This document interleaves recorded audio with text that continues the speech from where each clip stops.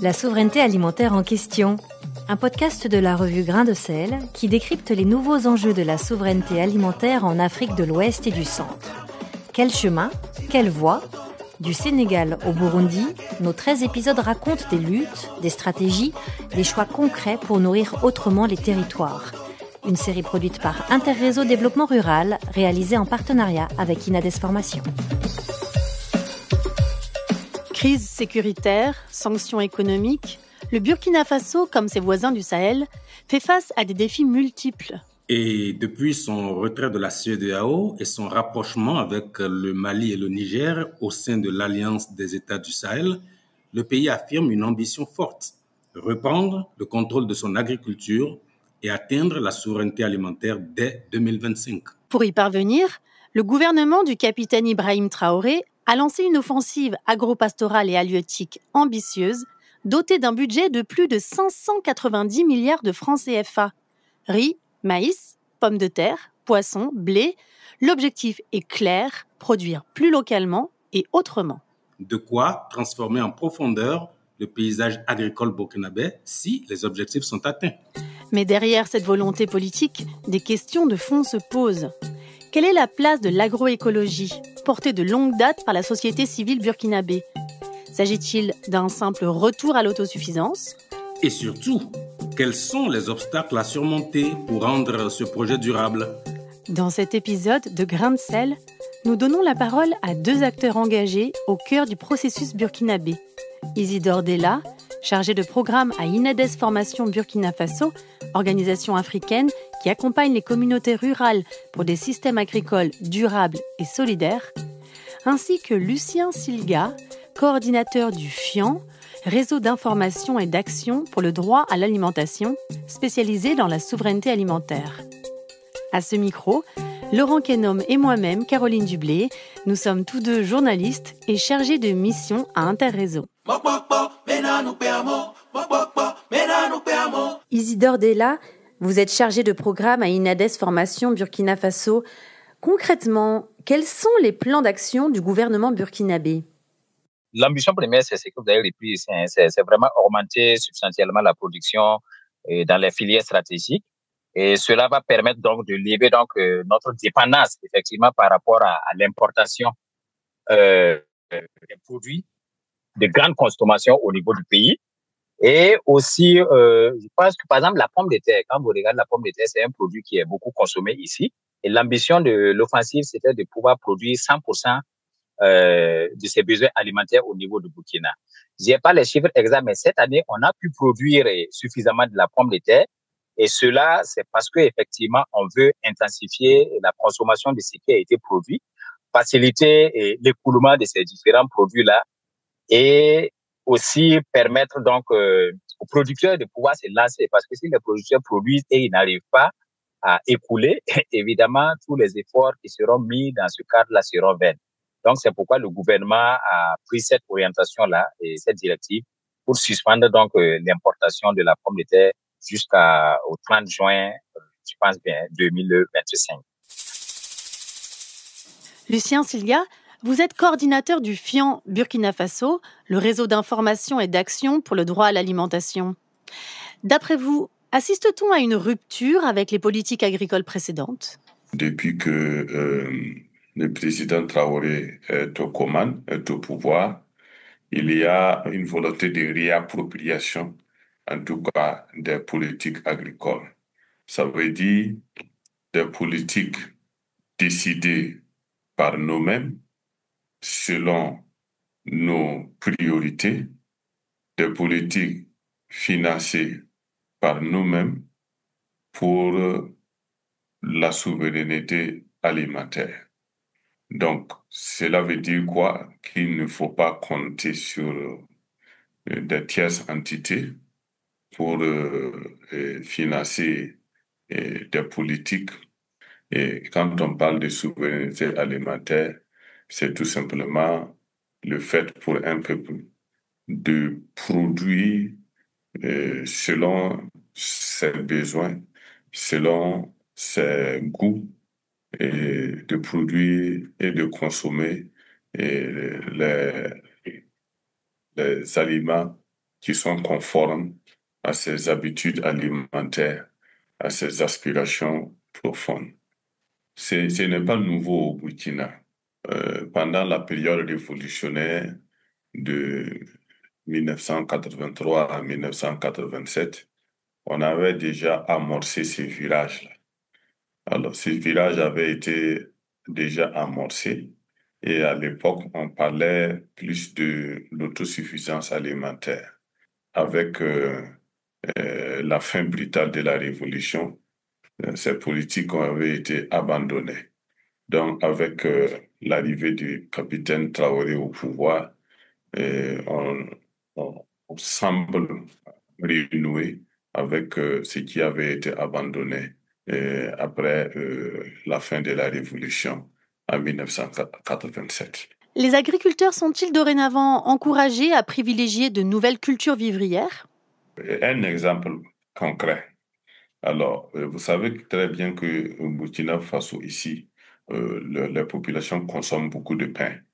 Le pain est fait à la base du blé et on ne cultivait pas du blé au Burkina. Tous ces blés étaient importés, mais quand même, depuis un certain moment, on essaie de cultiver le blé au Burkina Faso ici. Alors, donc, si cette politique venait à réussir, cela veut dire que tous ces milliards qu'on utilisait pour commander le blé ben, resteront au pays et serviront à d'autres investissements. Donc, puisque nous consommons autant de blé, pourquoi ne pas essayer de cultiver ces blés-là sur nos terres? Ben, si ça réussit, ben, ça serait une excellente chose. Voilà un cas très concret. Vous considérez que c'est une stratégie porteuse d'avenir?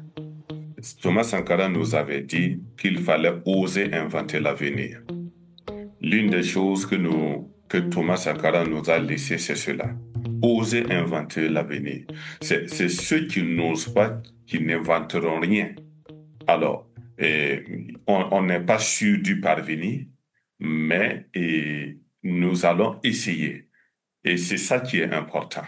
La volonté de changer les choses, la volonté de changer les paradigmes qui nous a été dictés, enfin, que nous avons reçu en héritage du colonialisme. Et je sais qu'aussi qu'il y a le café qui est un essai au Burkina. Parce qu'il y a des études qui montrent que le café, les blés peuvent pousser au Burkina. Alors, si les chercheurs, nos chercheurs attestent que les blés et les cafés peuvent pousser au Burkina, moi, je pense que c'est tout à fait de bon ton que le président Traoré franchisse le pas dans ce sens, en mettant en place justement cette politique de souveraineté alimentaire et d'autosuffisance alimentaire pour permettre de produire ce dont nous avons besoin pour notre propre consommation. Au cœur de cette offensive pour la souveraineté alimentaire du gouvernement burkinabé, quelle est la place accordée à l'agroécologie? Et avant même que le président Traoré arrive, la société civile avait réussi quand même à faire avancer un certain nombre de dossiers, notamment le dossier de l'agroécologie. Vous savez que qui parle de droit à l'alimentation parle de la qualité sanitaire aussi des aliments, l'adéquation de l'alimentation. Et, on avait réussi en tout cas à faire adopter la stratégie nationale de développement de l'agroécologie. Les organisations paysannes pro-agroécologistes, en tout cas, avaient réussi à faire en sorte que dans la feuille de route que le gouvernement burkinabé avait présentée, qu'il y ait des engagements forts pour la promotion de l'agroécologie. Bon, ça, ce sont des avancées. Et notre souhait, c'est que ces politiques de souveraineté alimentaire, d'autosuffisance alimentaire qui sont promues actuellement intègrent suffisamment cette dynamique qui était en cours. Et pourquoi c'est important, peut-on le savoir? Parce que sans l'agroécologie, nous ne pouvons pas parler vraiment de souveraineté alimentaire et d'autosuffisance alimentaire, parce que il ne suffit pas de produire plus, il faut produire plus et en qualité.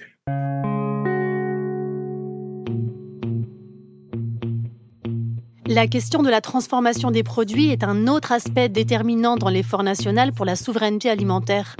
Lucien Silga, qu'est-ce qui a déjà été mis en place? De plus en plus, il y a des unités industrielles qui se créent. Il y a une usine de transformation de tomates qui a été inaugurée dans le centre nord il y a quelques jours, parce que les tomates pourrissaient à un moment donné, parce que les tomates sont produites à une période donnée de l'année. Et dans d'autres périodes de l'année, il y a une pénurie. Donc, pendant la période d'abondance, eh bien, les tomates pourrissent et on était obligé même d'enfouir certains même dans le sol, voilà, parce qu'il n'y a pas eu de preneur. Donc, le président a accompagné la finition de cette unité industrielle qui avait été commencée par des jeunes gens sur la base de l'actionnariat populaire. Alors qu'ils étaient sur le point d'abandonner parce qu'ils n'arrivaient pas à réunir le capital nécessaire pour lancer l'unité, mais le capitaine Traoré est arrivé et puis voilà, a complété le besoin de financement pour que cette unité puisse commencer. Je pense que les produits sont déjà sur le marché. Et ça, c'est un exemple concret de la volonté de transformer les produits alimentaires. Ensuite, il y a même une usine de transformation du blé, de production de la farine de blé aussi qui a été inaugurée. Et donc, on attend que les premières récoltes pour pouvoir produire les premières la farine de blé au Burkina. Isidore Della, si on change maintenant d'échelle pour revenir à une vision sous-régionale, la politique de souveraineté alimentaire suivie par le Burkina Faso s'inscrit-elle dans une politique agricole commune à l'Alliance des États du Sahel? Ce que je vois, c'est l'institutionnalisation du prélèvement confédéral, le PCAUS, prélèvement confédéral, et la taxe appliquée sur l'importation des marchandises des pays en dehors de l'espace AES. Donc, l'objectif pour ce prélèvement-là, c'est de pouvoir prioriser effectivement la production nationale et la transformation industrielle. Donc, ça veut dire que les trois États mis ensemble, ils ont la même vision, ils ont le même objectif. C'est pourquoi ils ont acté ce prélèvement-là qui va les permettre d'avoir des ressources financières pour réinvestir, bien sûr, dans les questions de production nationale, dans les questions de transformation industrielle et bien sûr aussi, comme disent les textes, aider aussi au fonctionnement voilà, des organes, des différents projets et programmes dans le cadre de l'AES. Donc, je pense que ça, c'est déjà un acte fort au niveau sous-régional. Et s'ils arrivent à opérationnaliser tout cela et à mettre des mécanismes de suivi assez transparents qui encouragent chaque pays, de part et d'autre, à pouvoir prélever toujours ces ressources-là, ça va aider beaucoup le pays à pouvoir s'autosuffire et à pouvoir aller vers la souveraineté alimentaire. Lucien Silga, selon vous, quels sont les plus grands défis qui restent à relever? Pour nous, dans l'agroécologie paysanne, il y a aussi les semences paysannes à prendre en compte. Et en cela, les organisations de la société civile font quand même un travail remarquable à l'échelle sous-régionale à travers le comité ouest africain des semences paysannes qui organise régulièrement des foires. Donc, pour nous, il va falloir que la question sémencière aussi rentre en ligne de compte. Et je n'ai pas l'impression, en tout cas, que ce qui se fait actuellement, les options sur la question des semences actuellement dans ces politiques-là concernent les semences paysannes. Ça doit être plutôt les semences certifier les semences homologuées. Et on doit continuer les échanges. En tout cas, ces autorités-là ne sont pas fermées à la discussion. Et donc, je pense que si on a pu faire en sorte que l'agroécologie devienne un sujet qui a intégré les discours politiques, ce qui était impassable il y a 20 ans, maintenant, nous pensons que sur la question des semences aussi, on va avancer. Maintenant, il appartiendra en tout cas à la société civile de nouer des alliances utiles avec la recherche des universitaires pour pouvoir lever, en tout cas, détruire les narratifs anti-semences paysannes qui consistent à dire qu'on ne peut pas nourrir les populations avec ce. Alors que sur le terrain, les études montrent que 80% des paysans sont toujours attachés à leurs semences. C'est une bonne raison, en tout cas, pour que les politiques se penchent sur cette question. Pourquoi, malgré toute l'offensive qui est faite en termes de promotion des semences certifiées homologuées, pourquoi les paysans sont toujours attachés à leurs semences? C'est parce que le paysan veut rester maître de son système de production. Il ne veut pas que un des maillons de ce système-là lui échappe. Et pour vous, Isidore Della, qu'est-ce qui reste à faire? Pour moi, le défi vraiment, c'est de pouvoir intensifier sur les questions agroécologiques, aussi sur les questions de semences. Comme on l'a dit, si nous voulons être souverains sur le plan alimentaire, il faudra que nous puissions aussi produire notre propre semences et que nous puissions les réutiliser. Et c'est pour ça, nous, au niveau de INADES, nous prônons les semences paysannes. Et aussi au niveau des intrants, comme on le dit, chaque année, les intrants sont importés depuis l'extérieur pour être distribués au niveau des producteurs sous forme de subventions. Mais si nous demeurons toujours dans cette logique, à un certain moment, nous avons vu, par exemple, avec la crise, nous n'avons pas eu des intrants de qualité. Donc, il faudra qu'au niveau national, les acteurs qui sont engagés sur ces questions de production des bio-intrants, que le gouvernement puisse accompagner effectivement ces acteurs-là, parce qu'il ne s'agit pas aussi de dire que nous sommes dans la production bio et on n'est pas capable de produire aussi des intrants de qualité. Donc, il faut que nous arrivions à maîtriser nos facteurs de production. Et j'insiste vraiment sur les questions de semences et sur les questions des engrais. C'est ça vraiment le véritable problème aujourd'hui qui se pose à nous et c'est un grand défi à relever non seulement par les producteurs, mais aussi par les acteurs étatiques qui accompagnent les producteurs. Merci à nos deux invités, Isidore Della et Lucien Silga, qui nous ont permis de comprendre comment la souveraineté alimentaire burkinabé était en train de se construire pas à pas. En 2024, le pays a produit environ 6,1 millions de tonnes de céréales, soit 20% de plus que la moyenne des 5 années précédentes. Dans notre prochain épisode, nous irons au cœur des enjeux agroécologiques, car au-delà des discours, quelles pratiques sont réellement mises en œuvre ? Une exploration essentielle pour comprendre comment les agricultures paysannes innovent, résistent et tracent peut-être un autre chemin vers la souveraineté alimentaire. Tant qu'il y a la vie, il y a de l'espoir. Et nous voilà que Godot. Ce podcast a été réalisé par Interréseau en partenariat avec Inades Formation et avec le soutien de l'Agence française de développement. Musique originale de l'artiste togolais Winabé et son titre Mokpokpo. Création sonore Julio Calafanti.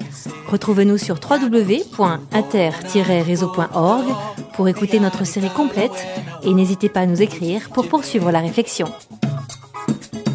Mona Maouleka